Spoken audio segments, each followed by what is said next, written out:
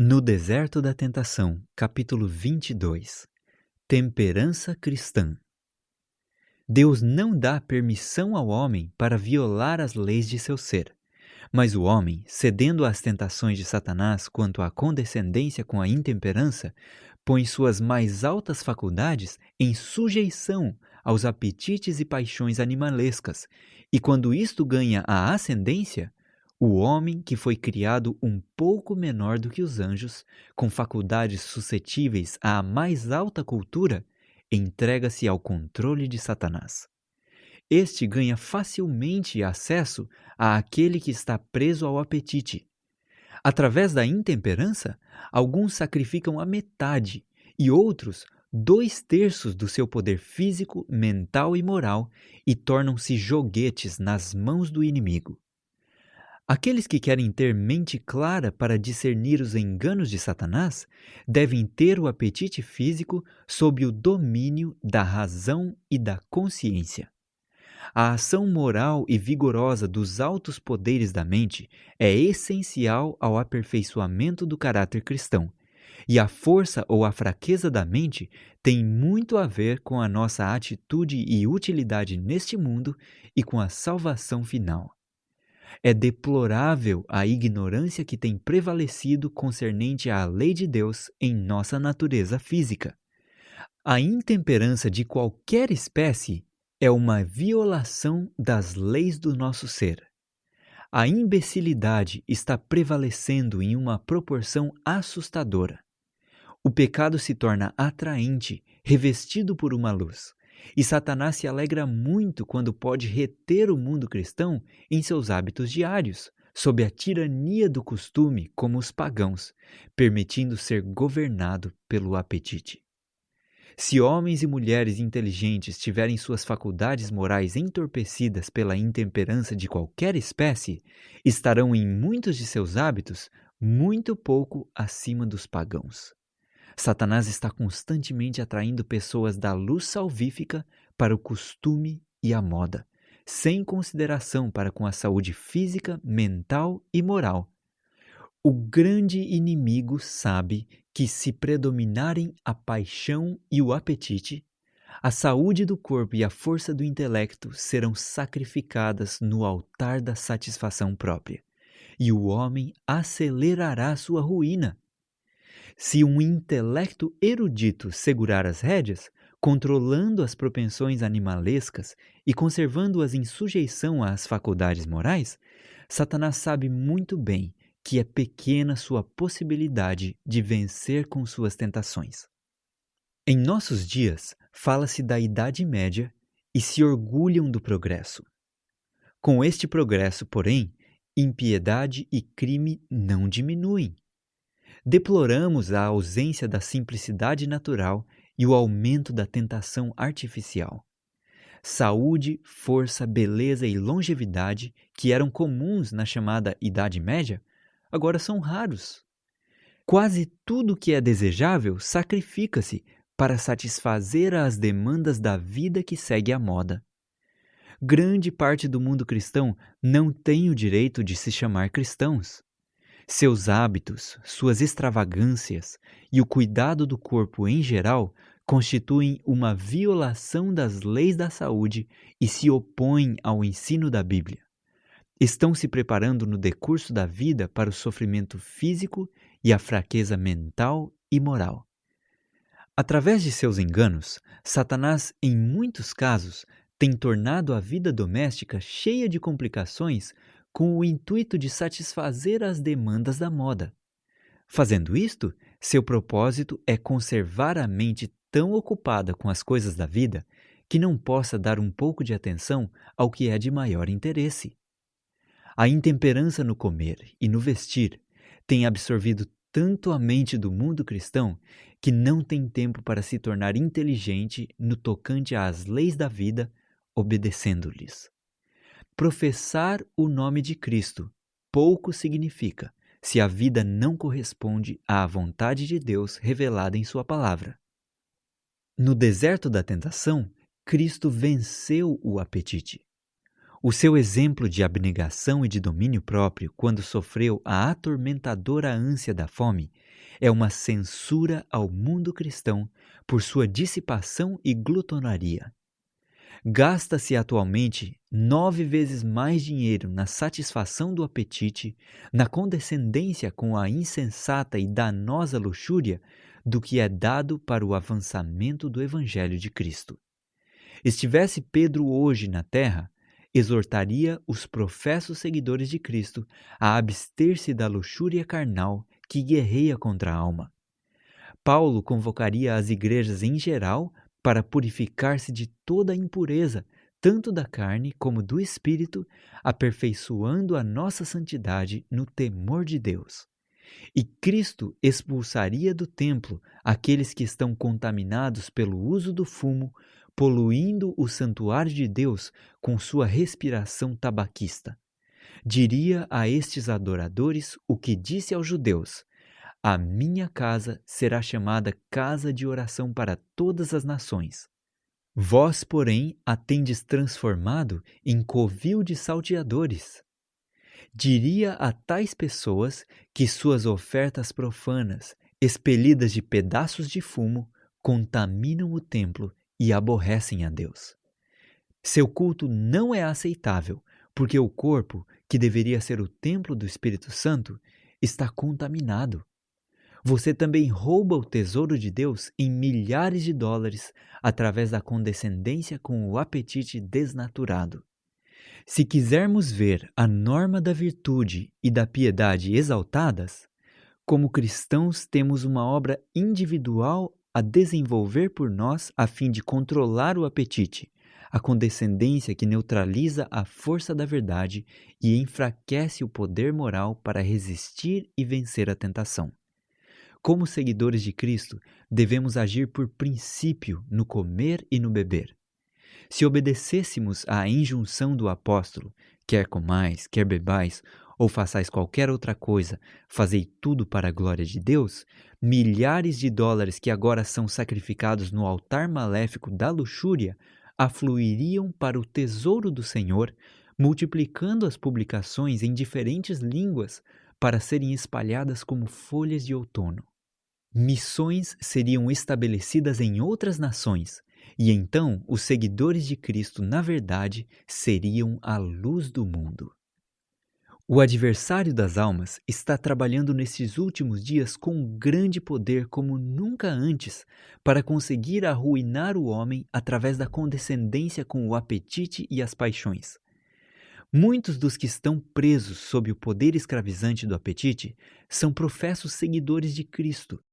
Professam adorar a Deus, ao passo que o apetite é o seu Deus.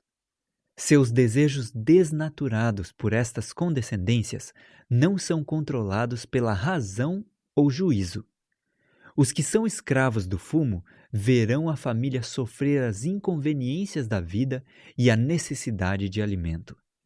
Contudo, não têm força de vontade para renunciar ao fumo. Os clamores do apetite prevalecem sobre a tendência natural e esta paixão animalesca os domina. A causa do cristianismo e mesmo da humanidade de modo algum seria sustentada se dependesse daqueles que habitualmente usam fumo e bebidas alcoólicas.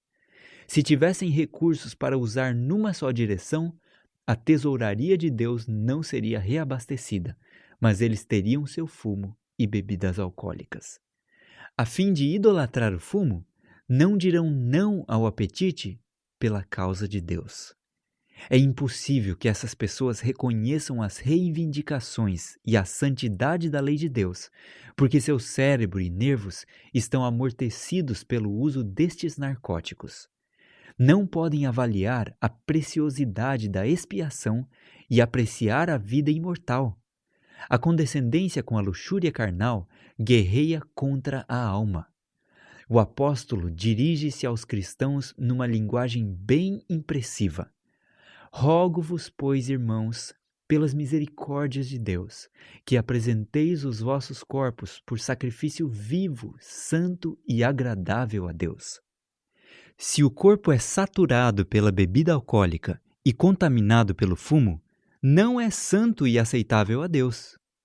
Satanás sabe que não pode ser, E justamente por isto, leva suas tentações no tocante ao apetite, escravizando-nos nesta propensão e levando-nos à ruína.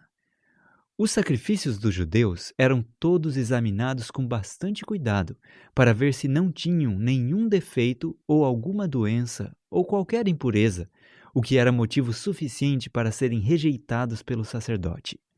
As ofertas deviam ser perfeitas e valiosas. O apóstolo tinha em vista os requisitos de Deus quanto às ofertas dos judeus, quando ele, de maneira muito enérgica, apelava aos irmãos para apresentarem o corpo em sacrifício vivo. Não uma oferta enfermiça ou estragada, mas um sacrifício vivo, santo e aceitável a Deus. Quantos chegam à casa de Deus com fraquezas e quantos vêm contaminados pela condescendência com o próprio apetite? Aqueles que se têm degradado por hábitos errôneos quando se reúnem para cultuar a Deus, oferecem as emanações de seu corpo doentio, tornando-se fastidiosos aos que os cercam. Como isto deve ser ofensivo diante de um Deus puro e santo! Uma grande proporção de todas as enfermidades que afligem a família humana são resultado de seus próprios hábitos errôneos, por causa da ignorância voluntária ou da desconsideração para com a luz que Deus tem dado em relação às leis de seu ser. Não nos é possível glorificar a Deus enquanto vivemos em violação das leis da vida. Não é possível ao coração manter consagração a Deus enquanto se condescende com o apetite.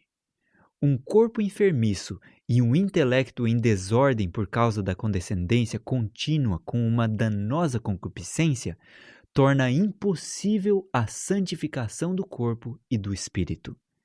O apóstolo compreendia a importância das condições saudáveis do corpo para o êxito perfeito do caráter cristão.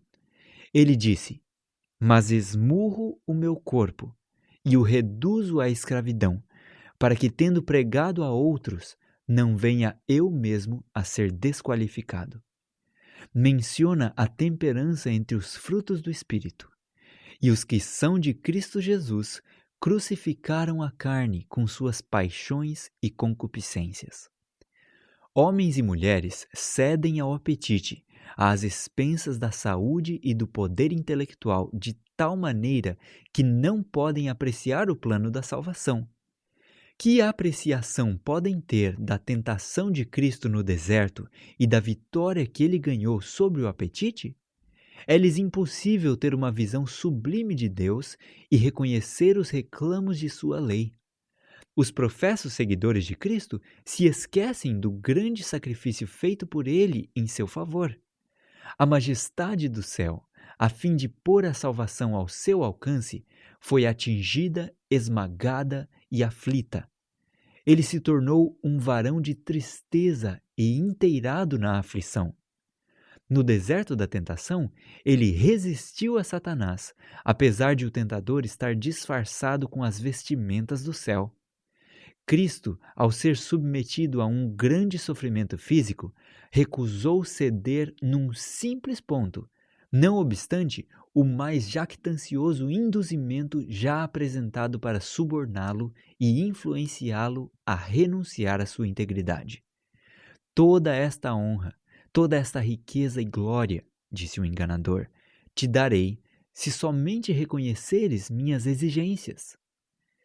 Cristo ficou firme. Que seria agora da salvação da raça humana se Cristo fosse fraco em poder moral como o homem? Não é de admirar que o céu se enchesse de alegria quando o principal anjo caído deixou o deserto da tentação como um inimigo derrotado. Cristo tem o poder do Pai para dar sua graça divina e força ao homem, tornando-nos possível a vitória por meio do seu nome. Há poucos professos seguidores de Cristo que escolhem empenhar-se com ele na tarefa de resistir às tentações de Satanás como ele resistiu e venceu. Cristãos professos que gostam de divertimentos, prazeres e banquetes não podem apreciar o conflito de Cristo no deserto. O exemplo do Senhor em vencer a Satanás fica perdido para eles. Esta vitória infinita que Cristo alcançou para eles no plano da salvação é sem sentido. Eles não têm interesse especial na maravilhosa humilhação de nosso Salvador e na angústia e sofrimentos que suportou pelo homem pecador, enquanto Satanás o pressionava com suas diferentes tentações. A cena da provação de Cristo no deserto era o fundamento do plano da salvação, dando ao homem caído as chaves por meio das quais, em nome de Cristo, ele pode vencer. Muitos cristãos professos olham para esta parte da vida de Cristo como se fosse uma guerra comum entre dois reis, não tendo nada de especial sobre a própria vida e caráter. Assim, a maneira da luta e a maravilhosa vitória ganha têm muito pouco significado para eles. As faculdades da percepção são embotadas pelas artimanhas de Satanás, de maneira que não podem discernir que aquele que afligiu a Cristo no deserto e determinou privá-lo de sua integridade como o Filho do Infinito, será seu adversário até ao fim dos tempos. Apesar de ter falhado em vencer a Cristo, seu poder sobre o homem não está enfraquecido. Todos estão pessoalmente expostos às tentações que Cristo venceu, mas a força é provida para todos no poderoso nome do grande conquistador. Todos devem por si mesmos vencer individualmente. Muitos caem nas mesmíssimas tentações com as quais Satanás assaltou a Cristo. Apesar de Cristo ter ganho uma vitória incalculável em favor do homem, vencendo as tentações de Satanás no deserto, esta vitória não lhe será de nenhum benefício, a menos que este também ganhe a vitória por sua própria conta. O homem tem agora uma vantagem sobre Adão nesta guerra contra Satanás, porque tem a experiência de Adão na desobediência e sua consequente queda para alertá-lo a afastar-se de seu exemplo. O homem também tem o exemplo de Cristo ao vencer o apetite e as diversas tentações de Satanás, derrotando o poderoso inimigo em todos os pontos e saindo vitorioso em cada provação. Se o homem tropeçar e cair sob as tentações de Satanás, não terá escusas, porque ele tem a desobediência de Adão para alertá-lo e a vida do Redentor do mundo como um exemplo de obediência e resignação, bem como a promessa de Cristo de que, ao vencedor, dar-lhe-ei sentar-se comigo no meu trono, assim como também eu venci, e me sentei com o meu Pai no seu trono.